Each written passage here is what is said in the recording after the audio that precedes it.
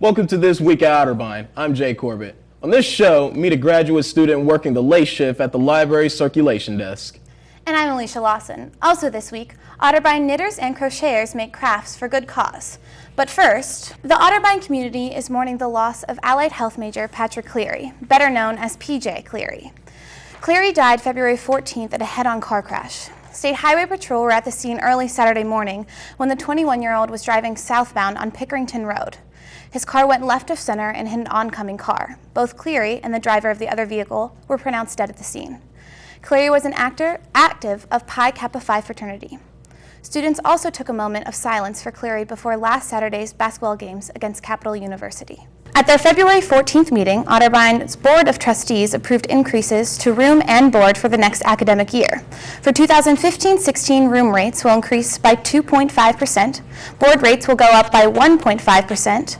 Also approved in the meeting was the resolution to grant authority for further study and design related to 4 facility projects: Davis Annex, 60 College View, the Campus Center, and the Grove Street space between Main and Home Streets are the campus locations being considered for improvements. Get some classes out of the way this summer. Registering early can leave more money in your bank account. Those who register no later than April 1st will get $89 discounted from the standard credit hour tuition rate. If you're unsure of what class to take, the Student Center for Student Success and your academic advisor can help you choose the right course. The regular $564 per hour rate will be charged effective 12:01 a.m. April 2nd, so it's beneficial to sign up early if you intend to attend one or more classes this summer. Otterbein University's Relay for Life is right around the corner. Student organizations across campus will be forming together for an evening of walking for those who have lost their lives, survived, or are still fighting their cancer battle. Otterbein junior Carly Watson walks for personal reasons. Having a mother who fought her way through cancer and now a stepfather who's fighting his battle, she loves how incredible an evening of Relay for Life is for all those affected. You just get to see people come together, and you're initially just like helping raise money for a cure for different kinds of cancer, you know, and that's scary. Cancer's a scary thing, and it's life-threatening, and there aren't cures for every kind of cancer. And so if we get like to take a part in that, that's amazing. And you're like, we should do it. We should raise money. Let's go walk. Let's go have a good time and help people who like can't be there or don't have a cure. This year's Relay for Life will take place at the Reich Center on April 17th from 6 p.m. to 2 a.m. Students can form teams and start raising money now. For more information or to sign up today, visit Otterbein's page at relayforlife.org. Team Consent wants to inform students about anti-sexual violence. The education program by students and for students will cover several aspects of this issue: sexual culture, consent, coercion, sex, and intoxication, and violence will be part of the presentation. This INST and FYS approved event will take place on February 25th from 5 to 6 in Towers 121. This semester, the library is introducing new graduate assistant, Zane Smith. Al Williamson caught up with Zane to hear his thoughts on what brought him to Otterbein and his future plans. Zane Smith is a graduate student here at Otterbein University, and he is currently featured in the library's newsletter. We caught up with Zane to see why he chose Otterbein University, his thoughts on his job at the library, and his plans for the future. I am a graduate assistant, which means that I supervise the night shift, which is from 10 p.m. to 2 a.m. So I'm basically the late night guy. I knew I wanted to be a teacher during my senior year at Ohio State. And I was looking around at schools that did a post-baccalaureate program in English language arts, which was, I wanted to do high school, so 7 through 12. And on the list was Ashland, Findlay, and Otterbein. And so on top of the list was Otterbein, so I contacted the Adult and Transfer Admission Office and got a hold of Gabby Miller over there, and she really made me want to come to Otterbein. Like, I had talked to Ashland people, I talked to Findlay people, and they weren't so enthusiastic about having me there. And so I like Otterbein a lot because they respect my individuality and, you know, treat me like a person. We've always joked in my family that I was going to end up alone in a library with 20 cats. So I knew it was my destiny when the job opened up. I'm going to be here for the next 2 years, so I'm working on to get my teaching license to teach high school in language or in English, and then I'm also going to apply to the master's program in education to do content areas in middle childhood and then in English and social studies. This is Al Williamson for This Week at Otterbein. Graduate students can still submit proposals for the April 1st Graduate Showcase. Poster submissions can be electronic or paper. Every proposal must include a title, abstract of the work being presented, the type of presentation, and general information about the speaker. Go to Ozone for more information about proposal submission. Stitches to Share, Crafters for a Cause brings together students, faculty, and staff members who knit and crochet for charity. The group meets once a month and welcomes donations to their current projects. The purpose of our group is to produce handmade gifts for charitable donation to help people feel good about themselves, and it's also a way for students and staff and other members of the Otterbein community to feel like they're contributing. It's a way to give back to the community without overwhelming yourself even more. You know, it's a good stress reliever. I like to do it when I watch TV. It makes me stop studying for a little bit, gets me away from the books so I can interact with people and do some relaxing things besides studying. Right now, collecting for the Bridge and Beyond, which is for the homeless. So they need hats, gloves, mittens, and washcloths, and personal care items. The travel size is great. All the items that are handmade should be acrylic or something that is washable. You don't want to use 100% wool that is not easy care. Instead of store-bought, this is like we're taking the time, stitch by stitch, to show you that we care. Come and join. There's no pressure. If you don't know, we'll teach you. There's a lot of interaction with colleagues and professors here that I wouldn't have made. No one's going to judge you too hard for knitting. I know it kind of has like a little bit of a stigma, but it's fine. Is your phone acting wonky? You don't feel like getting a new one? Well, look no further, because in today's Tech Time with Jay, I will give you the lowdown on the app that will fix all your phone's problems.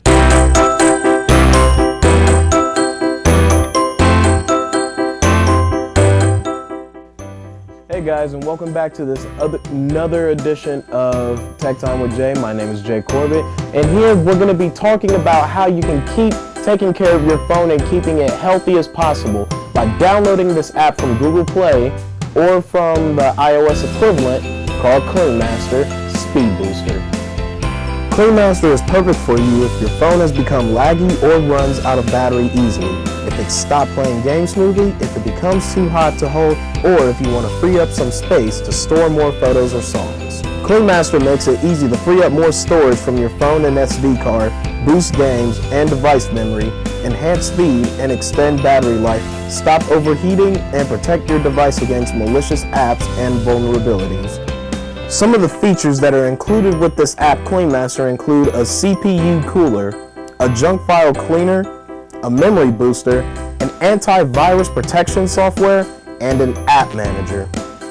Well folks, that is CleanMaster for you. You should immediately download it if you have either an iPhone or an Android type phone that you have in your possession right now. It may benefit you in the long run, especially with the extended battery guarantee with that.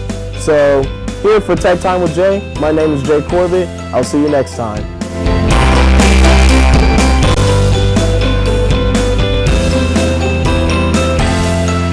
Still to come, meet some of the students with work on display at the 18th annual Juried Art exhibit. And starving artists establish a new student gallery.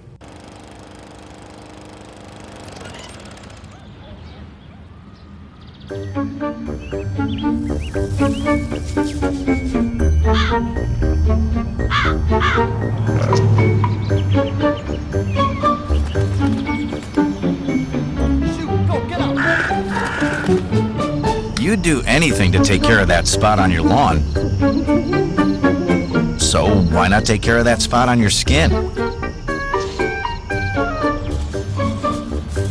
If you're a man over 50, you're in the group most likely to develop skin cancer, including melanoma, the cancer that kills one person every hour. Check your skin for suspicious or changing spots, and ask someone you trust to check areas you can't see. Early detection can put you in a better spot. Go to spotskincancer.org to find out what to look for. A message from the American Academy of Dermatology.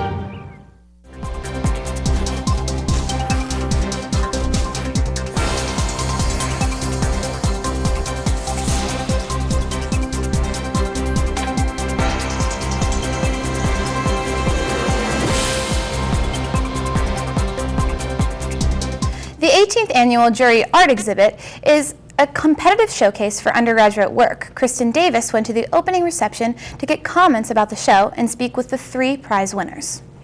It's a very eclectic show, which is great about this show because you get so many different varieties of media, subject matter, imagery, and materials as well. I'm very excited. This is my first show that I've entered in, so it was quite a surprise to get all of my artwork in.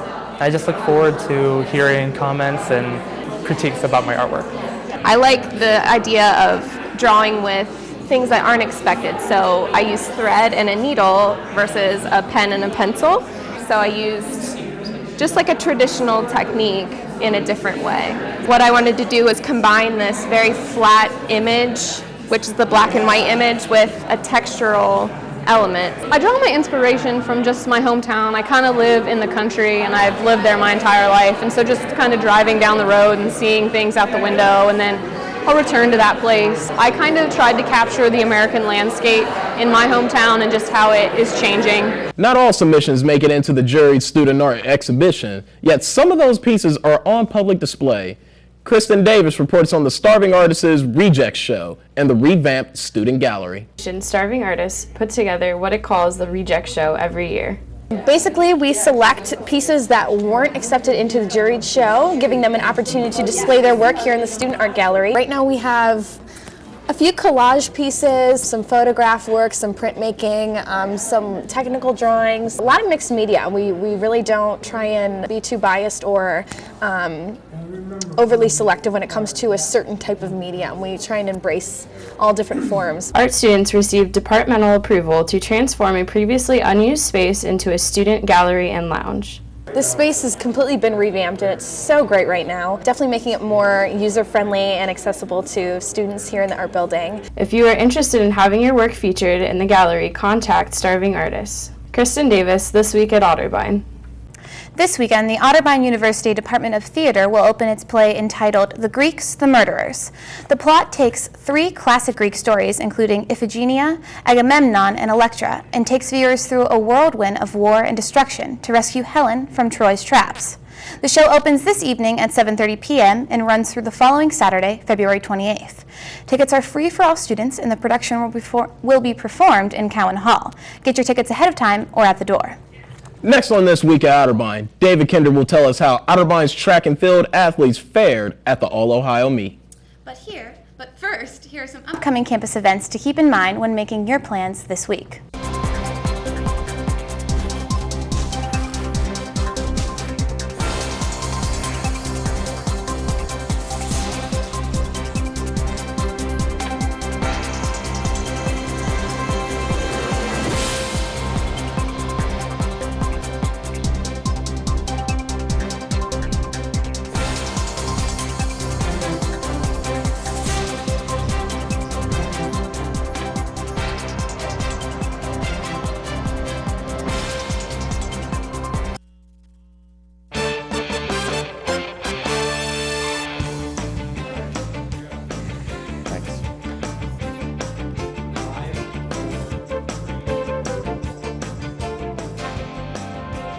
This week was a busy week on campus for Otterbein athletics. Saturday, the men's and women's track and field teams both participated in the All-Ohio Indoor Meet at the Clement Center here on campus. The men's team placed 5th out of 18 schools, scoring 47 points. Their highest individual placement was Richard Gopel, who finished 2nd in the 800-meter run.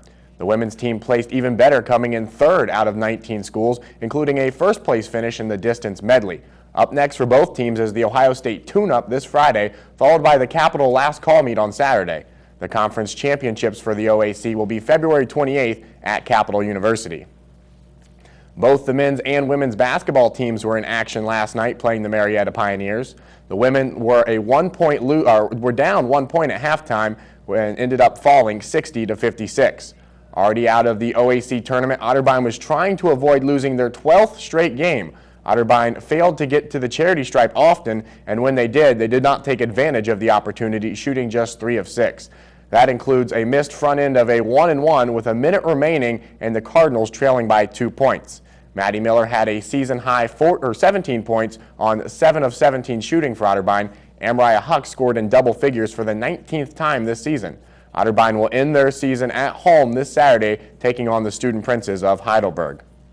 The men also fell yesterday to number 9 Marietta, who lost their perfect season a week ago. Otterbein played a tight first half, trailing only by 7 at halftime. However, the Cardinals played a sloppy second half and fell 95-69, their 12th straight loss. Sophomores Grant Finner and Jake Phillips both paced Otterbein in scoring with 17 apiece. Otterbein ends their season this Saturday at Heidelberg as well.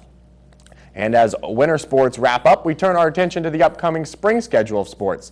Tennis began their season last week, and both the men's lacrosse and baseball seasons begin this week. The men's lacrosse season opener has been rescheduled from Saturday to Sunday, February 22nd. The women's lacrosse season begins March 1st. Be sure to check out Otterbein TV's website, otterbein.tv, for a list of sports that we will broadcast live this season. And spring sports right around the schedule, guys. That can mean only one thing: warmer weather on the way as well. Yeah, I agree with you pretty much. And you know what else? You also got to expect spring break coming in. Last Saturday was the highly anticipated Otterbein and Capital basketball doubleheader. Before the men's game, Justin Jordan and Jashawn Boswell talked to students to find out how excited they were in this week's tag team. Hi, I'm Justin. I'm Jashawn. And we are live from the Capital versus Otterbein basketball game. We are excited to hear if students are excited about this game. I'm excited. Are you excited? Hello, excuse me. Are you excited for Otterbein to beat Capital? I am absolutely excited for Otterbein to beat Capital. I can't think of anything better than if Otterbein were to beat the crap out of Capital. Interesting. Excuse me, sir. How excited are you for Otterbein to beat Capital? I'm excited. How excited? Really? How excited are you guys? Woo! Yeah! Excuse me, sir. How excited for you for Otterbein to beat Capital? Ready to woo! Well, it looks like people are really excited, right, Jashawn? Yes, they really are, especially Matt Cole. Oh my God. Wow. Capital students weren't so excited, but we'll see how this game turns out. How do you think the Cardinals are doing so far? They're doing great. They're moving the ball really well. They need to not foul so much because they keep fouling in the paint and keep the ball moving. And I think we can win this ball game. This man right here, he's got like a game high.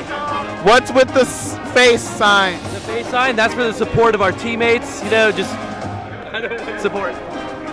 Cardi, how do you think the Cardinals are doing so far? Deep words from the mascot himself.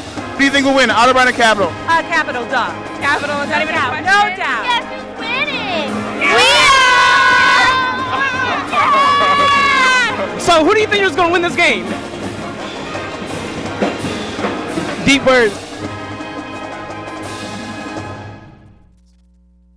Well, we lost, so I'm so sad. This is awkward. Really awkward. This is Justin Jordan and Jashawn Boswell. We out. Man, Capital may have gotten us, but at least Jashawn and Justin made sure that Otterbein got the last word in. But that's all for this week at Otterbein. Thanks for watching.